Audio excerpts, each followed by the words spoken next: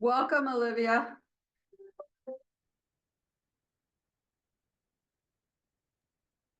Can you guys hear us? Okay, good. Thank you. Thanks for having me. I'm glad that you're talking, right? You're willing to do this. When someone kind of nominates people, right? I'm like, I was begging Michelle, I was like, you got to give me the right person that care about this issue and help bring partners together. And you were the right person. So I was like, okay, don't let her hit me. Well, I'm not sure if I'm the right person. You guys are all have big hearts, and thank you for being here, and thank you for having me. And I'm just happy that I figured out how to join Zoom because we're used to using Teams, and I, Oh, yeah. I did it in one try. Wow. One try. Yeah, between WebEx, learning how to be on Oh. WebEx, learning how to be on Zoom, learning how to be on Teams, I feel like constantly I'm one step behind where I should be, you know. I had Absolutely. a meeting that I just went to the first one like 2 weeks ago. It's a weekly thing that someone set up in like Google Meets, and I was Oh, like, "What is this?" Oh, not a whole nother I one. know. I was like, "Who did this?" And the person in the meeting was like, "Me." Yeah, not a whole nother one. Please don't do that to me.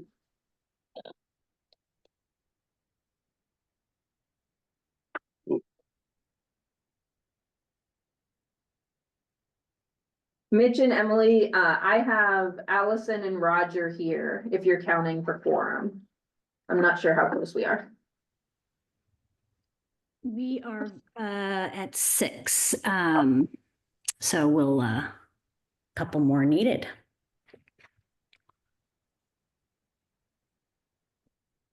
Mitch, since I don't know if you're on, but as the older I get, the more my memory is kind of failing. Could you, do you have the email that I sent you with the new members, just so I make sure that I have her? I'm missing 2 in my mind, and I don't know who those 2 are. I know Olivia, Randy, Farina. Go I ahead. have the list. I'll send it to you. This is Okay. Emily. I'll send it to you just a moment. Thanks, Emily.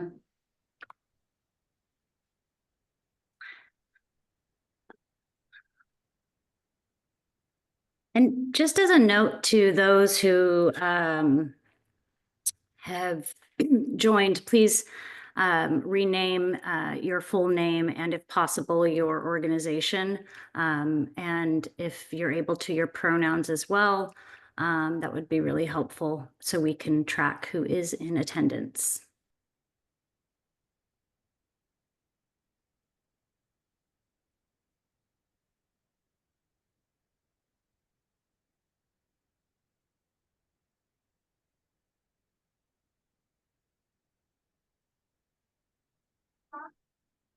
Okay, we'll wait for a few more before we get started.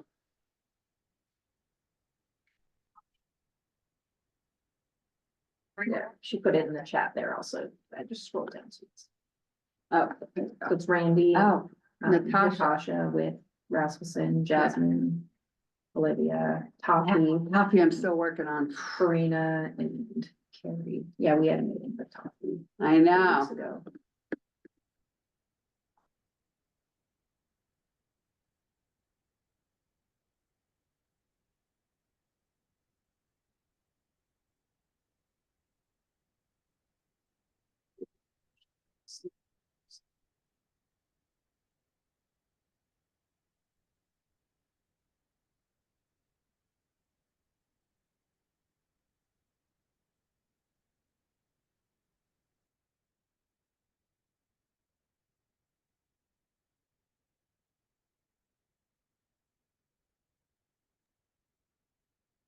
So we're waiting on one more individual before we can, well, there actually, I think David just joined us.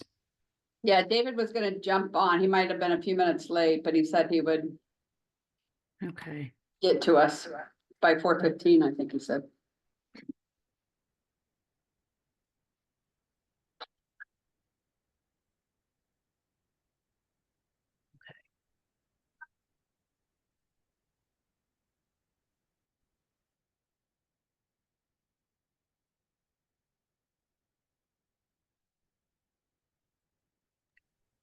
We should be good to go.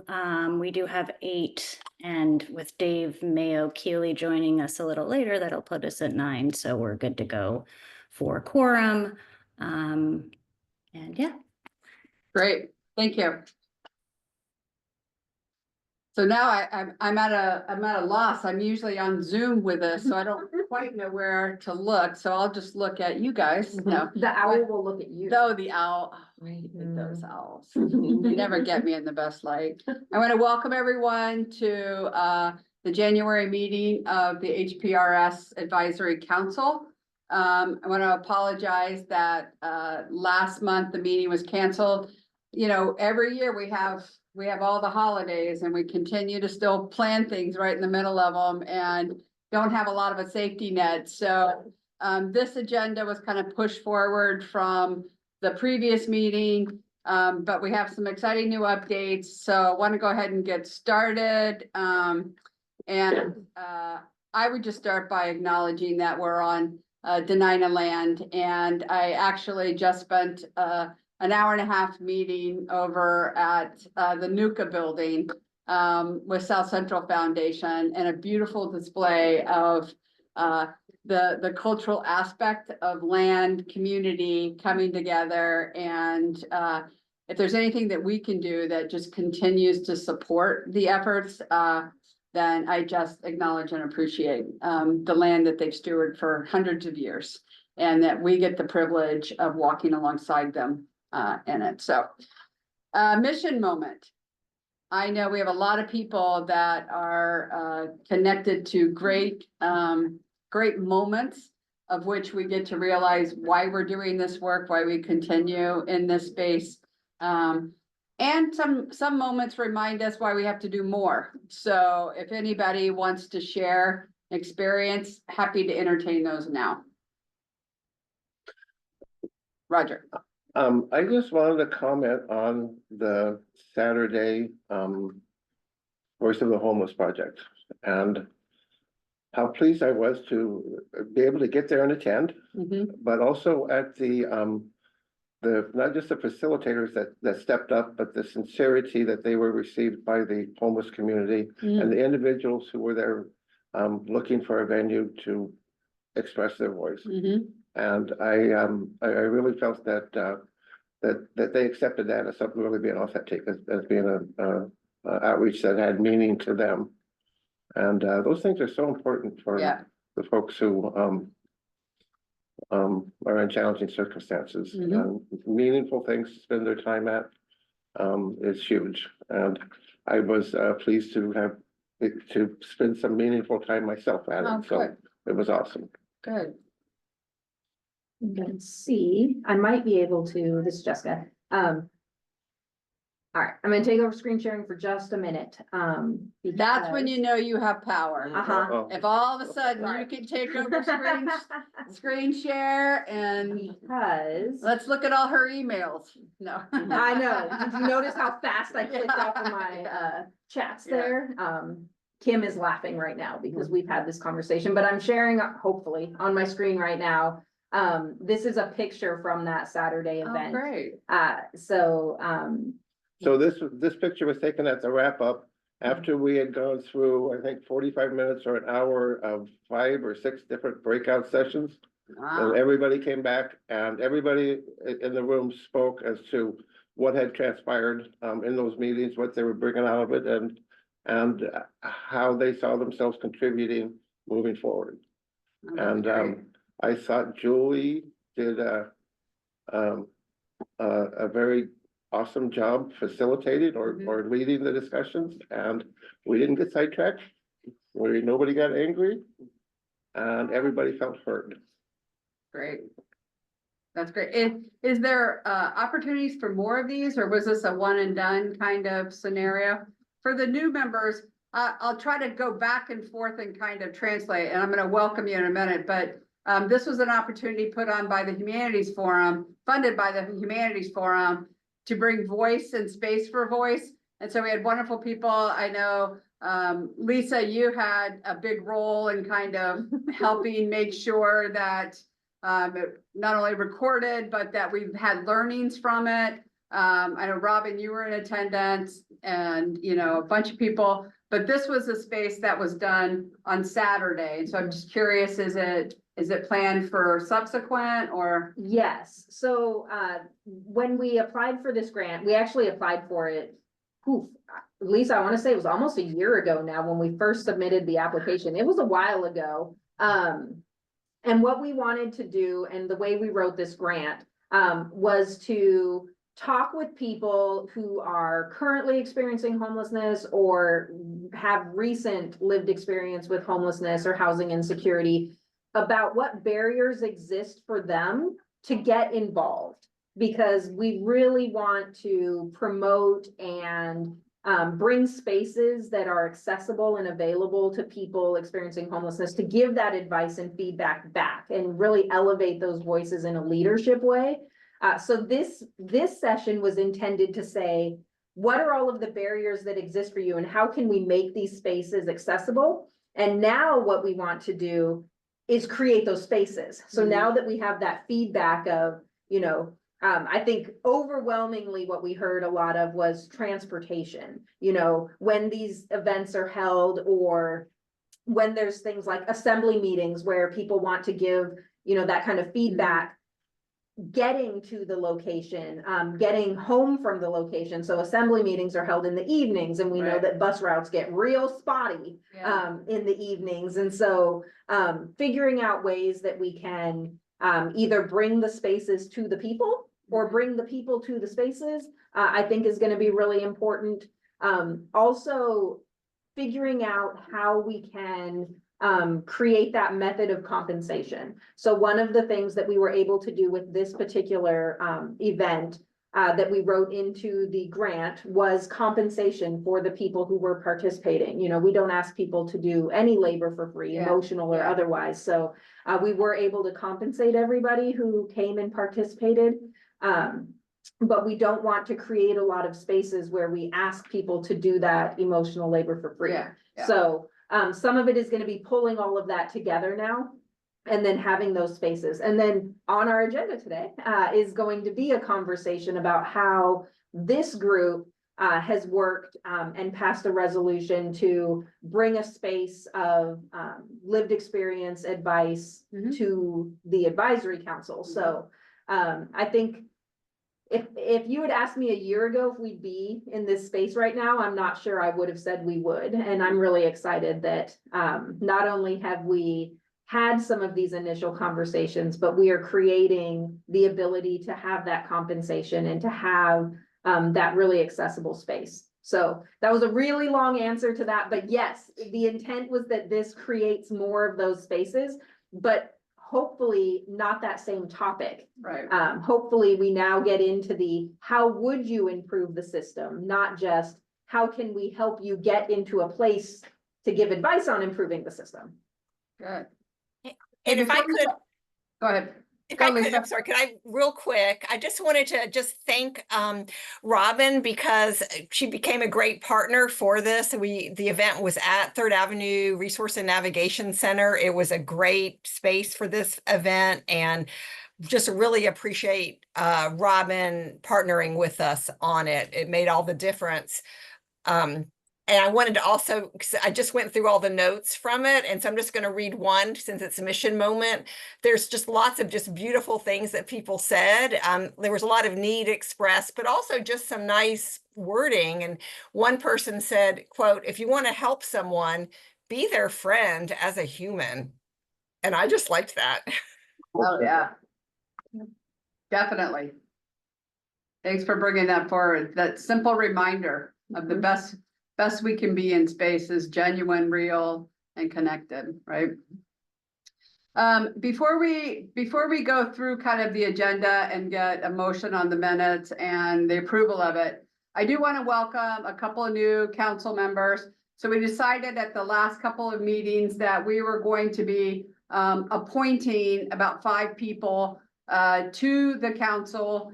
And they would be remaining in these positions through June. It's our job to be really nice to them so that maybe they'll run in June, you know, for a full term. but we'll get out, sending out the cards and the, candy a little later. But I want to welcome, Randy Brager, who is the, CEO over at Awake. One of the desperate connections that we need to remain close with, our work is the DV work.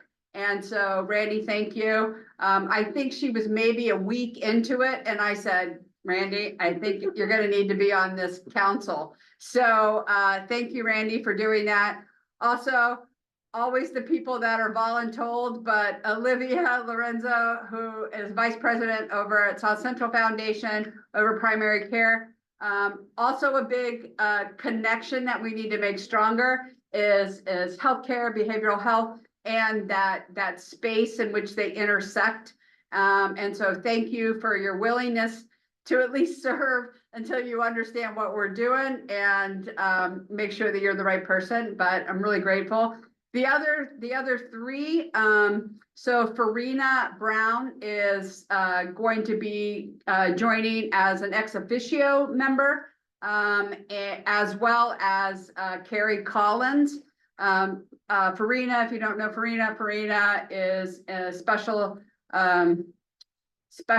assistant to the mayor on, the experience of homelessness in this community. She'll be a great advocate for it. It also, government is one of the entities that need to make sure is close, as well as public housing. So therefore, Carrie Collins with Alaska Housing Finance. I think we're waiting for Brian to voluntold her, but we should be hearing that one pretty soon. And then another great person that is willing to step in is Natasha Panida. It's about time we have kind of private philanthropy listening in this space and being a part of it. She's very excited about it and will be joining us. And the last person that I'm continuing to beg, and I haven't successfully done it yet, but if anybody knows Taffy, really trying to bring some unique voices to the space and would really like her to participate. I know Roger is also following up on one or two people that also may join. We have 5 spots, but we also ex officio don't count toward those 5. So we still have a couple of spots, but we will be scheduling an orientation pretty quick and then our kind of half-day retreat that will get us all on the same page quickly. So you don't have to flounder in this space like some of us did for years. So, yeah. Yeah, and then if anybody has any further ideas for suggestions, Yeah, more the Totally. merrier. yep, totally. So, so let's get started on the agenda. Do I have approval for the minutes? And November minutes is what we're gonna be approving. And then any discussion on the agenda?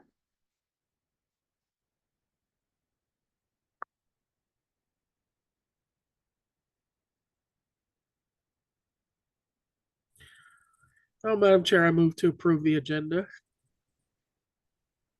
I'll second. Thanks, Sharon and Will. Anyone have anything they would like to add to the agenda? Okay.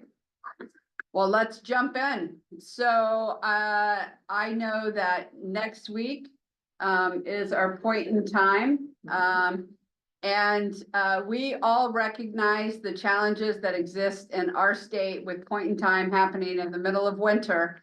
But we also have a very dedicated group really trying to bring about some new connections in a lot of different spaces. So we're going to turn this over to Jess, who is going to be talking to us about the point in time and then also giving us an update on the shelter utilization that is happening, emergency cold weather and otherwise. So to you. All right. I'm gonna take over sharing again. Not to sidetrack us, did we approve the meeting minutes with the agenda? Usually we combine them. So when you do the consent, I think they both, unless there was an opposition, that's kind of my take. Did you have some corrections in the minutes or anything? No. Okay. I Oh, you just wanted to make I sure. it was- wasn't sure I heard the right motion. Got it. Just for clarification, this is Emily, hello. The consent agenda is exactly what Allison just said, is if it's approved, it kind of encompasses it all. That way you only have to do one motion. Yeah. But if anybody has any corrections in the minutes, those can be added, even though there's been an approval on the table. I mean, Correct. yeah. All Okay. right, so point in time count, I'm going to share first some information about the sheltered point in time count and the housing inventory count that goes along with it. Because I know Kim is on, and in case Kim has to leave early for any reason, I want to cover the part that affects, or that she's leading first. If you are a provider that the sheltered point in time count or housing inventory count applies to, you should have gotten an email from ICA yesterday, I believe. But there are some changes to how that's going to happen, so I want to run through those really quick. And then Kim can jump in if I get anything wrong. If you have done this in the past, you'll remember that there was a process where you would pull all of that information in terms of your inventory that existed on the night of the count, as well as your census on the night of the count. So this year, what's going to happen is a representative from ICA is going to meet with each agency to help them complete that submission. In the past, what happened was the providers submitted it, ICA reviewed it, then they would get back with the providers, and you ended up with this back and forth of looking at the data quality and figuring out like, oh, hey, you turned in a census of 108, but your bed count was only 102, and Yeah. you know, like what was going on, or vice versa. You submitted a census of 20 and your inventory. So by making that connection right up front, we're hoping that we avoid the back and forth and just have it be done. So the night of the point in time count is the night of January 27th. That's Monday night, this upcoming Monday. So it's going to be anyone who was sheltered or housed, depending on what type of program you have, on that night. The deadline to enter everything into AKHMIS, or if you are a DVSA provider that is using an HMIS equivalent, is Friday, February 7th. So all of that information needs to be entered and complete. So if you needed to exit people, whatever has to happen, make sure it's all complete by that Friday. And then ICA is going to have all of those scheduled calls that next week. So hopefully that makes it to where we have all of our information done much sooner and much cleaner. If you're running a night by night shelter, and if you run a shelter, you know, if you are a night by night shelter or an entry exit shelter, you do have to, and this is not any different than it's been in the past, you do have to exit everyone out of the shelter and then re-enter them back in. So that way you make sure you only are counting the people who actually spent the night at the shelter that night, versus what we know happens where some shelters have a policy where they'll hold the beds for a certain number of hours or a certain number of days. So we want to make sure we exit everyone, enter them back in. And then last, even if you didn't serve anyone on the night of the count, I don't think that applies to very many programs here in Anchorage, but if it applies to you, you should be hearing this. You still have to meet with ICA. You still have to submit how many beds you had available. Okay. And I encourage you, if you had beds available and they were not full on the night of the pit, please contact us and Yeah. talk to us about why and how we can help make that happen. A few other pieces of information. The address of the shelter is very important. Make sure that you have that address. This is the time when we also have traditionally made sure all of the information in HMIS about that project is accurate and up to date.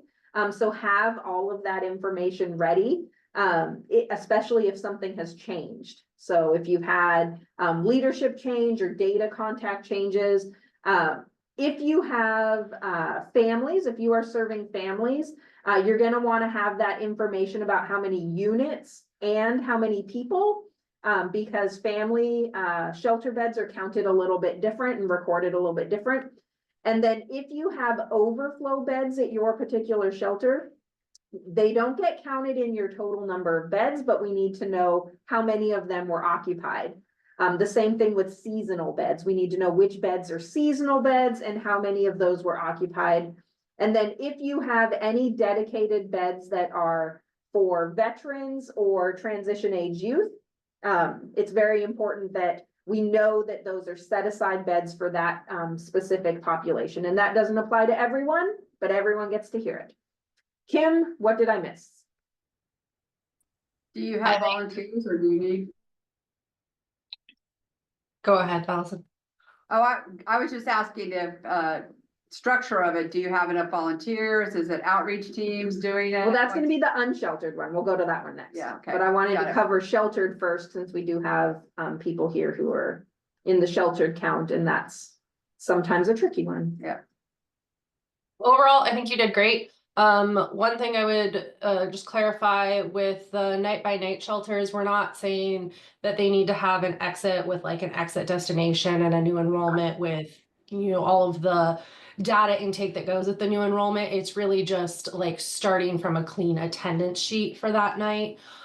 So it's not like a data lift. You're not having to recollect any sort of data. You're just starting from a blank unit list for that evening and rebuilding it just to ensure that it's really just the folks there that evening. The other piece is for the non-participating projects. I don't see anybody here on the call, but if anybody has any tight connections with Downtown Hope Center and the rescue mission, if you could reach out to them and remind them that this is coming and they do need to collect demographics for that night, that would be really helpful. So it's something we struggle with the projects that aren't participating either in a DV comparable system or an HMIS directly. I think those were my only two additions. Thank you, Kim. That does remind me.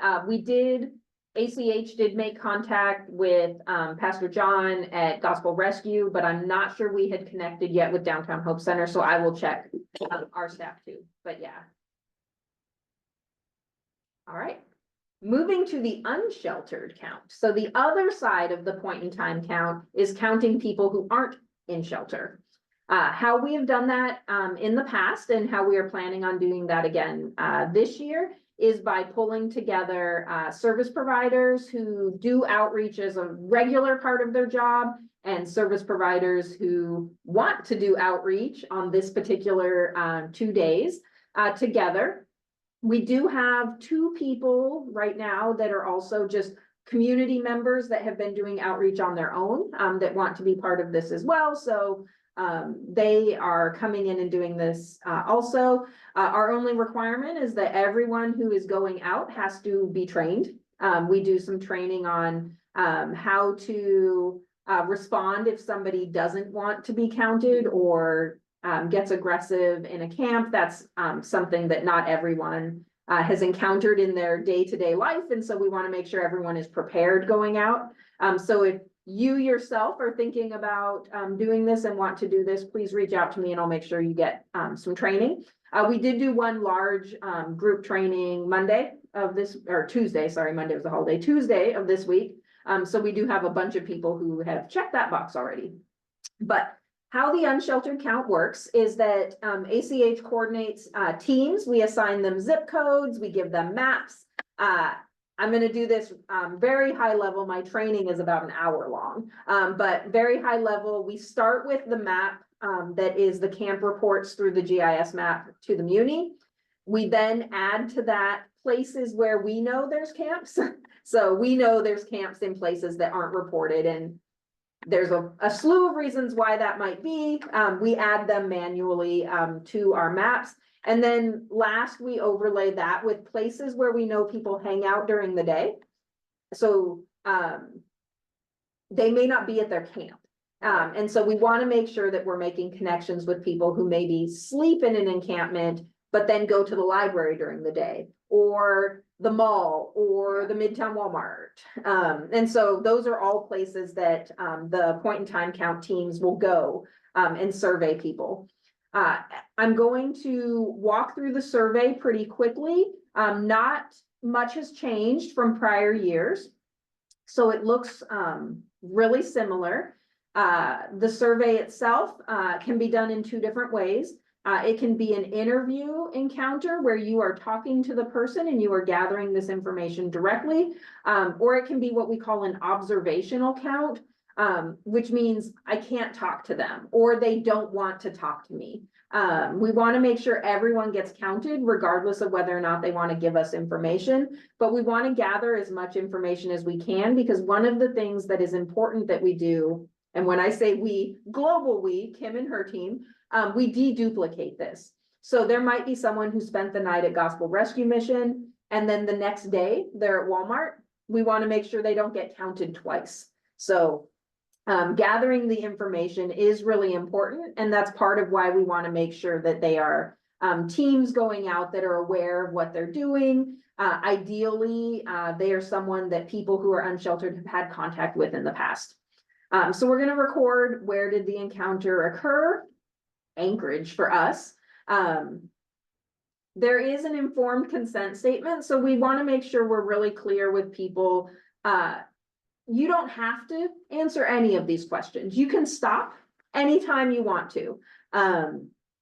Everything is kept confidential. All we do with these reports is use them for deduplication and gathering the demographic data. Once we're done, they go away. We delete them. And if you agree to participate, we read the questions, you answer, we record your answer. We tell people it takes approximately 10 minutes. Your first few probably do take about 10 minutes, but after a while you get really good at it. And you can usually do it a little bit faster. So the first question we ask is, have you already had this survey? We do have little goodie packs that go out with the point in time count teams. If someone has already been interviewed and they're like, but I want that pack, give them a pack. I have extras. Yeah. So you're gonna ask their name. You're gonna ask where they were sleeping on the night of the count. This is easy to do on Tuesday. It gets a little bit harder on Wednesday. Tuesday, you're asking, where'd you sleep last night? Our questions or our answers, our options are a lot of different options. And then there's always an other. So I always counsel people, if somebody gives you an answer that doesn't quite fit in one of these, just put it in other, we'll figure it out. And by we, I mean Kim. We ask if they were with a household or by themselves. If they're with a household, if it is, that's going to get counted as a family unless it is a couple situation. It is important that we do this survey for every single person. If they are with a household, we're just going to gather that information for all of them. It is important that we make sure we're talking to the head of household if we are doing an unsheltered count for a family, because we want to make sure that person can tell us about the kids. Age categories, these are 10-year ranges here. If the person doesn't want to answer, we have to put something in there. So I tell people, make a good educated guess at how old they are. Gender, they are allowed to say unknown or prefers not to answer, but there are all of the options that exist in HMIS, or I believe almost all of the options that exist in HMIS are gender options here. Race and ethnicity, you can mark all that apply. So there can be multiple answers here, or again, the unknown or prefers not to answer option there. Then we ask some questions about how long that person has been experiencing homelessness. This is to determine how many people are chronic. So these questions should look really familiar to people who work in HMIS a lot. And then disability, this is another one. They can mark as many as apply or none or prefers not to answer. We then ask a DV question and ask a military question. If the person answers yes to having served in the military, there's a supplemental section for veterans. This is information that will be shared with the VA if they answer it. So we want to make sure we're telling them that this is something that we will then share with the VA so that the VA can make connections with them on available resources. veteran information. If they do say, yes, they're a veteran, and they do fill out that part with their information, they do have to sign. So they have to sign to acknowledge that they are releasing that information to the VA. If they are not a veteran, there's no signature on this survey. Is there the same thing with the DV? Is there a drop down or is it just a Oh, yes or sorry. no? On the DV, if you answer yes, they just ask, I can't really see it here. They ask, were you fleeing DV on the night of the count? Okay. So, there's not any other supplemental questions about what kind of DV or anything like that. And then, down here at the bottom is your information as the person who was, performing the survey. And then if you have an agency affiliation, what that agency affiliation is. And then this one section down at the bottom for additional notes. So if something, about the situation you feel needs to be recorded here, sometimes someone will answer the first 3 questions and then they are done. They have reached their limit of time that they want to stand here and talk to you.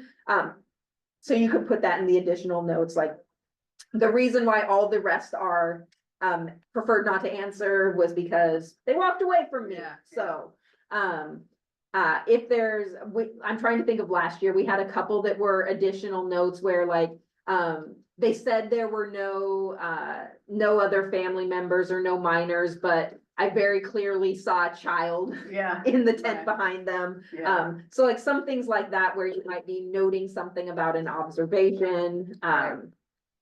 So I tell people use the other box and use the additional notes if there's something that just didn't fit in all of the questions. And then when you hit submit, where does it go? So when you hit submit, it goes to, this is set up in FormStack, so it goes to kind of a secure storage folder that ICA is the only one who has access to. If people are doing this on paper, so when we send the teams out, we send them with paper forms and the link for the electronic form.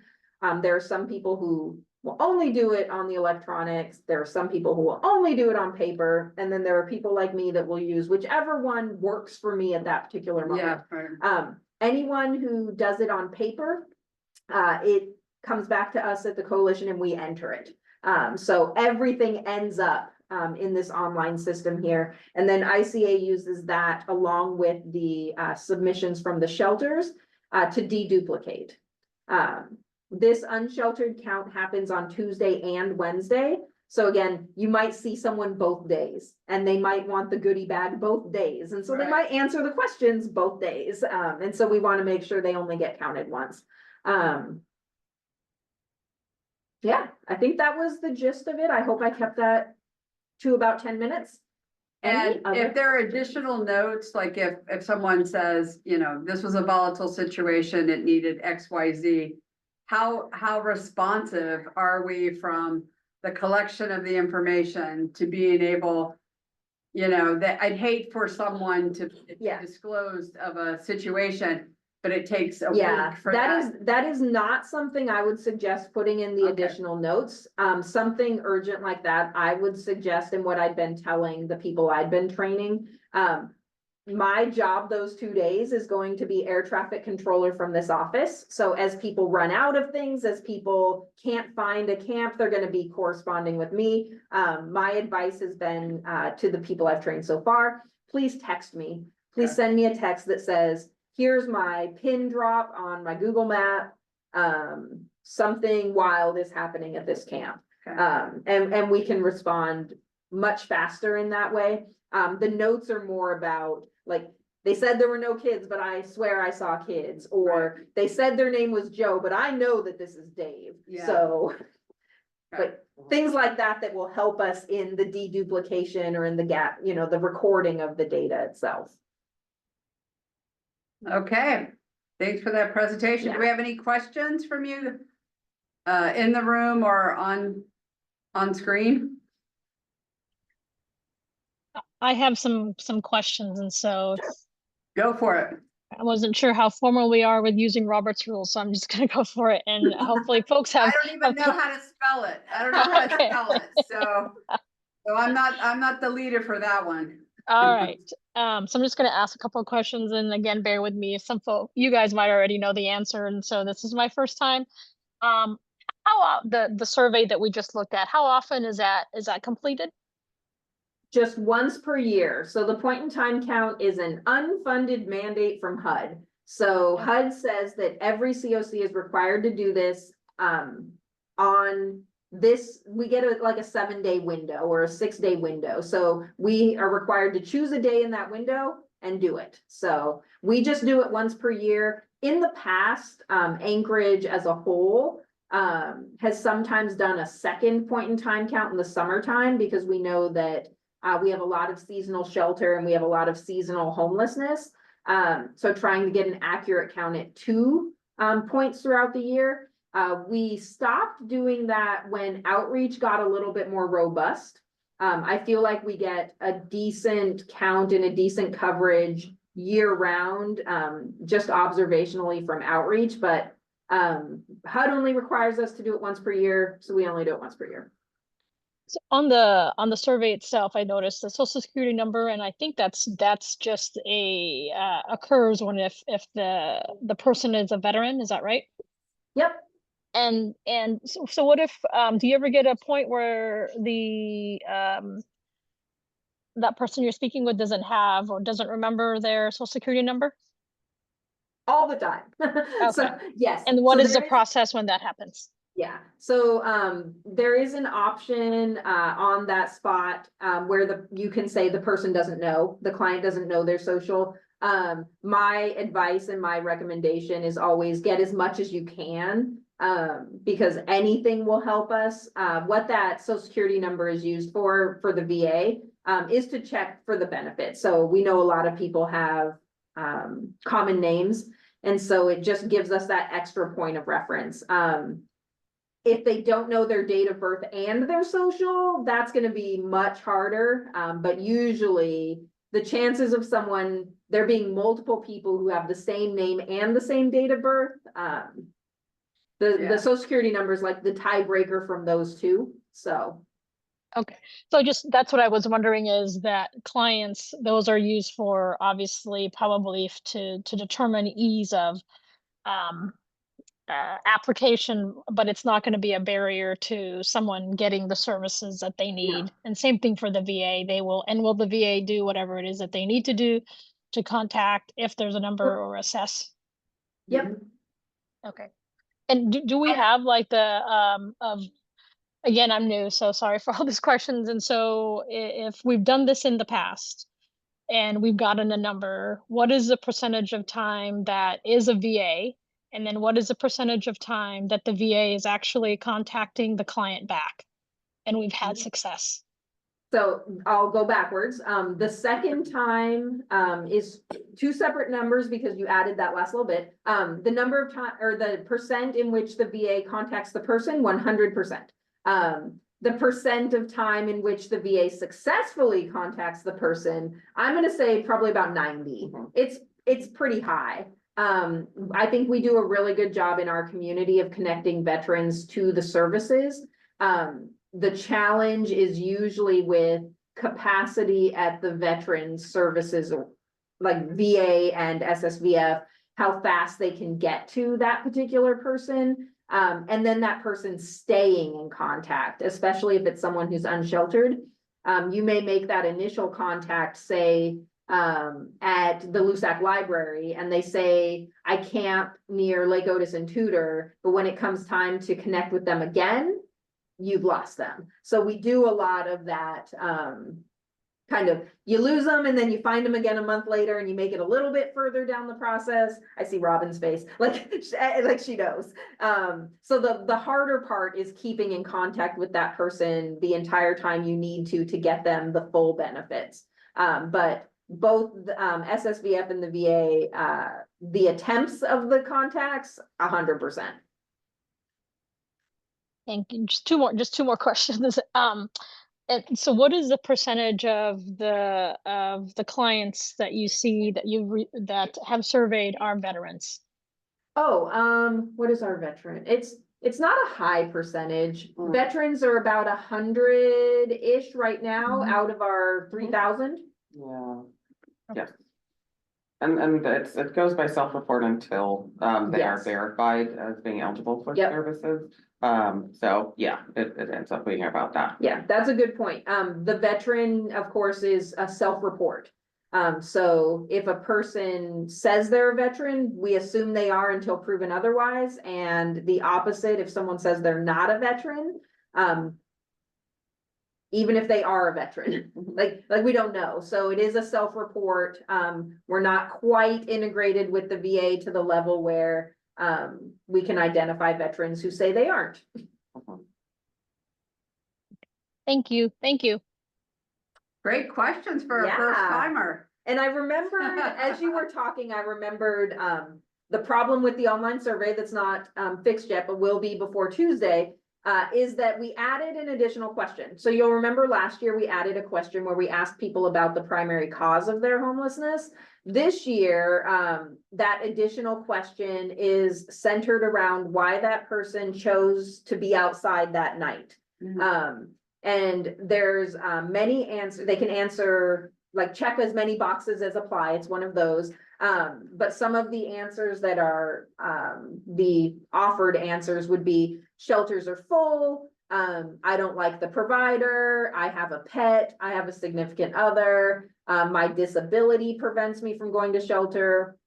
The shelter location doesn't work for me. So lots of different options there, but what we're hoping to do is drill down a little bit on the people who are still outside, what is keeping them from shelter, so that we can make sure as we work hand in hand with the municipality on designing and standing up cold weather shelter, particularly because we asked this question in January, how do we make that shelter the most accessible to people who want it? And then the people who don't want that shelter, what are some of those reasons? So that we can, really be as responsive as we can to everybody who's experiencing homelessness. So it is not on the online survey yet, but it will be before Tuesday. And we try to limit those extra questions to one. I think 10 minutes is about the max, especially in January, you'll get someone to talk to you. So while there is no limit to how many extra questions we add, the time and the fact that it will always be the last question, we've chosen to limit it to one for the past few years. And do you encourage those that you train to approach cars that are parked in neighborhoods as opposed to camps? We do, we talk really carefully about it. When cars are reported as camps, definitely, they're on our list and on our radar. If they are seeing cars that they think look like someone might be staying in, yes. And the teams, nobody goes out by themselves. In fact, I don't think this year we even have any teams of 2. I think everyone is a team of at least 3. So just kind of the same cautions we give to outreach all the time, like, announce yourself loudly before you even get there. Wait and see what you hear. Say, hey, I have some items for you and I'm doing a survey as part of a HUD count. Are you interested in talking to me? Is anyone in there? Are you experiencing homelessness? Like, trying to get some of that out before you get up there. The same thing when you're approaching a tent, treating it kind of that same way. That is that person's home. And so you want to be really respectful, and you wouldn't want someone to come up and plaster their face against the front window of your house. Yeah. And Well, it'd be interesting too, to see where they might be counted, because, even the vehicles in my neighborhood, they're not there during the day. yes, They're there. exactly. You And know, that's so- why we're really hoping. So if we're counting them, we might count them at Walmart, or we might count Yep. them, Yep. someplace else or another program. Yep. They're there at night, Yep. in those spaces. So, well, thank you. Oh, go ahead. How do you plan to handle the large camps? Oh, so the large camps, we're gonna have larger groups going to, right now, the 2 that are obviously Davis is on our radar, and then down back behind the Ramada is a decent sized camp now. Larger groups will do that. We are planning on doing it tent to tent and not doing, kind of pop-up style where we set up and hope people come to us. Yeah. But it is gonna be a larger group to try to canvass it quickly. We don't want to have a team of 3, you know, spending hours and Yeah. hours Yeah. doing that. We wanna try to be as least disruptive as possible. So we, you know, we don't want it to be, you know, our teams tromping through for a long period of time. The other one that is decently, well, I guess there's 2 other ones kind of that I would call like the next tier, what I would call maybe a medium camp, by C Street Gardens, is decently large. And then on, Campbell Creek down, I always say behind the peanut farm, but it's not really behind the peanut farm. It's more like the other side where it runs down between, Dowling and International right there. So those ones will have a larger team that goes out to them, and just tries to get it over with. So for both for Davis, the snow dump, and the Ramada camp, Mhm, which is significant. mhm. Harak has emissaries in there already that we would love to help introduce, and great. they can give the camp knowledge, hey, this is coming. That would be It's great. innocuous, they're gonna help us, which, so. That would be great. Okay, any more questions? Thank you, Jess. Yep. Stay warm. It's a cold night, you know? It's supposed to rain all the way up Ah. until that night. And then it's supposed to get down to 9 degrees. I am so stoked to be the person navigating from the opposite. And do you guys have plenty of like, yellow jackets and, Yeah. right, okay. I was gonna say, we We're get a lot super of, visible. we get a lot of And please, donations of those and Yeah. I. both of those camps are major ice right now, and it's Yeah, Wow, kind of gotten interested on the hill behind Ramada for a couple of oh folks, my but gosh. it has.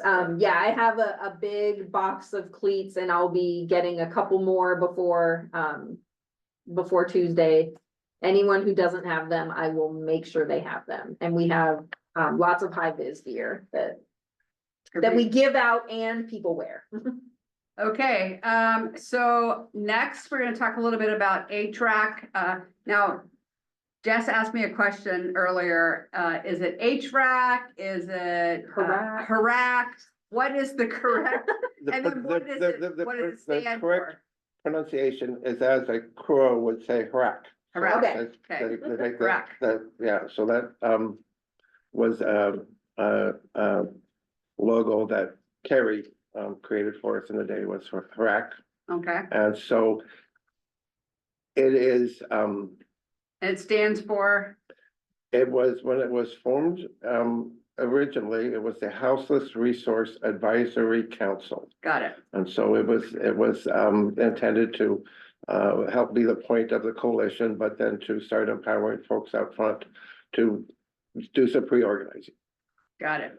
So, there was for new members plus about 6 weeks ago, 7 weeks ago. There was a resolution that was passed by this council, asking for the reinstatement of it, acknowledging the unfortunate way it was disbanded as a group, but stressing the importance of how we want that space To honor that voice. to honor that voice, yeah. And so I did check, it was signed, it is reinstated, it is active. Now, I would ask if I have any members on the council that would be willing to step up to help lead that. And I see led by Roger anyway, but we definitely want to make sure that the resources are provided in order to make the voice and make the space and prioritize the information coming back to us. Because you are a sub of the council, and are you a sub of the coalition as well? How does that work? It's just of the advisory council Okay. right now, and then the advisory council has a seat on the ACH board. Yeah. And so I think our intent was that we would be funneling the information through that way. We can definitely have that conversation with the ACH board. Yeah. If you would ever like to make a presentation or anything like that. Yeah, and on behalf of ACEH, while this was formed back in the day, that was before we bifurcated. Yeah, That was before, and so, you know, when it was disbanded, we were kind of in this gray area of where exactly does the voice exist? Mhm. But we had a very active voice in the community and a collective voice. And so, getting back to that, whether it's the Houseless Resource Advisory Council, or its name was actually in one of our, logo changes, updated to the Houseless Resource Advocacy Council. Mm. But the, campers out there, and what was really came out loud and clear Saturday was they remember that. They remember the coalition, they remember the efforts, they, you know, the stuff, and that, they would like to continue that voice, whether, we go back and pick that up or not, but also they was very clear that they would like for me to help organize and lead them. That I've been out in front long enough that they trust my voice to come up under me, and I would be very interested in helping the HPRS lead them to establish their voice in a way that they accept the roles that they will play and the accountability they will have in the community.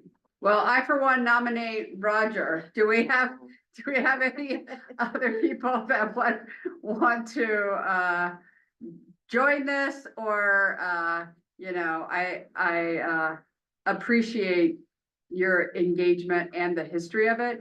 And really see this as an opportunity to continue to have it, you know, and I want to make sure too, like, one of the things we'll have to figure out if it sits with us, we've kind of had this uncompensated role, and you know, I wish that there was a way that there was compensation attached to it.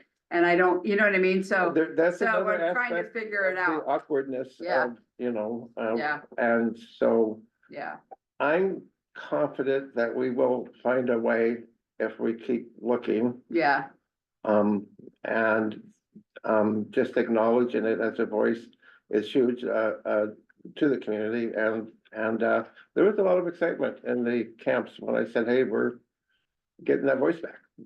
And back in the day before Centennial Park and whatnot, there was a sense of camaraderie, Mhm. and there were a lot of folks that are still out there in homelessness who were able to bring their voice forward, Mhm.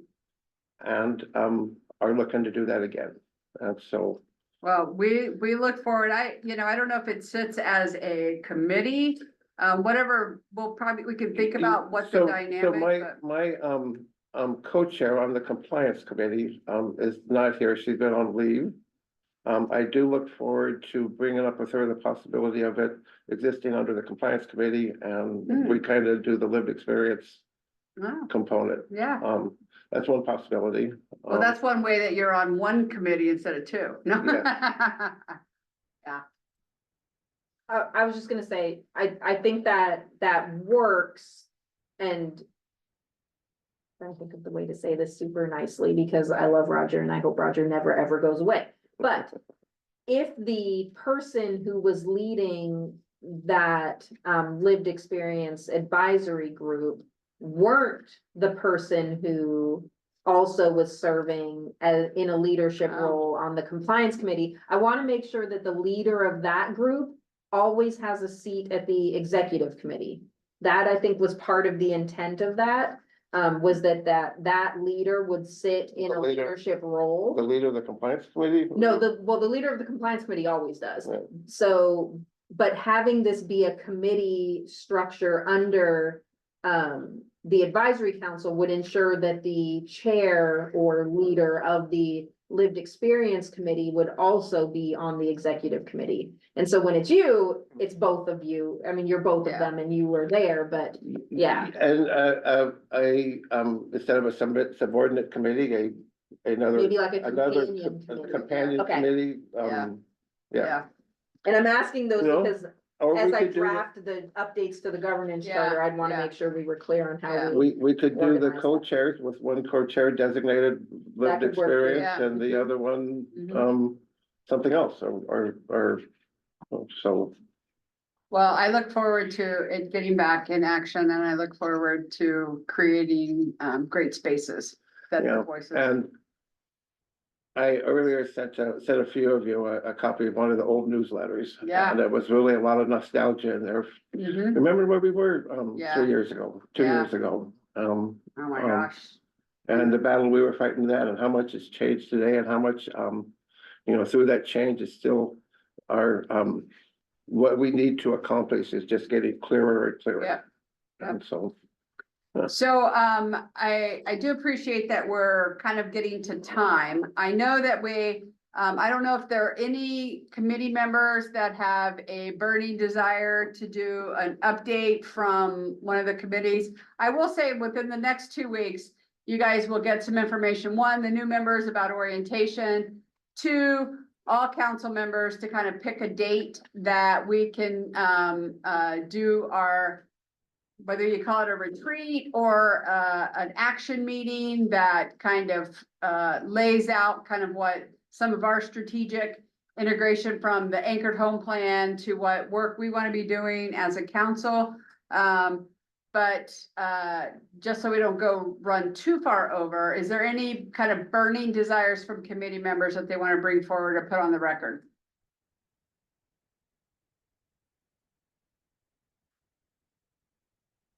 Wow. Oh, well. Not actually with respect to the committees, but it's on the agenda, not on this. I just wanted to, I volunteered when Grace left to make sure we kept the conference in New Orleans on the mind. So just want to see if anything needs to be done for that. Yes, so I saw it on the agenda too and was like, great, we're gonna talk about it, and I'm so glad Will said that because I had forgotten it was on the agenda. We do have funds available to support one person going to that conference, so I know we had talked about potentially having maybe an application process where anyone who was interested in that spot or going to that conference could like fill that out, and then maybe the executive committee looks at those. I'm open to all of the different things, but I am going to, before it fills up, put in a placeholder registration on it.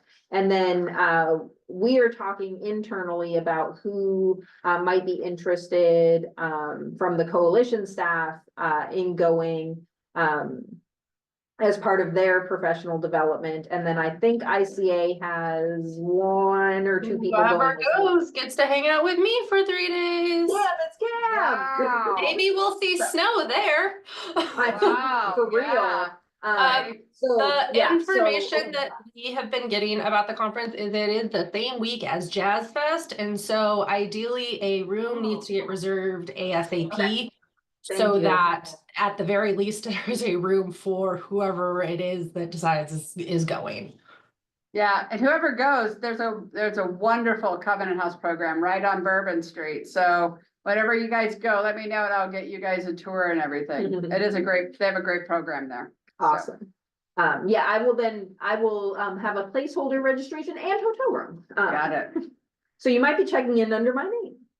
And just a reminder, I see the note from Sharon. There is notes from the data committee's meeting in your packet. So you have that, and from the advisory council, from the, the compliance committee. There's some notes in there as well. Okay, any questions, last minute questions? To answer your question, Randy, yes, we will be trying to pick not only the retreat time, but kind of orientation, and we'll probably do those through kind of some type of doodle poll, but we'll make sure it gets out. Okay. Seeing and hearing none, I want you guys to have a safe night out there on this ice skating rink. Remember, here are the upcoming opportunities for advocacy. It's on the agenda. and, good luck on the point in time count next week. Something that's not on this list, but I want to throw out, if you are, receiving ACH's newsletters, you probably already got it, but there is a save the date that went out. The CE conference, that is I can call it an annual one now because this will be year 2. But we are joining forces with the municipality. They wanted to hold a, housing summit, and we said we were already planning this particular event, so it is now a two-day event that will have a variety of sessions related to coordinated entry training, coordinated entry information, and then as well as some large discussions about the state of homelessness and the HPRS in Anchorage and what upcoming opportunities exist. ACH is bringing up David Canavan, who, if you were around during the pandemic time, he is with HUD Disaster TA, and he came up and spent some time here in Anchorage helping us get organized as we very quickly decompressed shelters and created the Sullivan Arena, and that we all know turned into its own thing. But he is really familiar with just how far Anchorage has come and just how much further we have to go. So we're really excited to have him come up and speak at this conference as well. So if you didn't get that saved to date and you are interested in information, let me know. Allison mentioned the beautiful space over at South Central Foundation. That is where we will be holding this conference as well. So really hope to see everyone there. Got it. Okay, safe drives home. Meeting adjourned. Bye, everyone.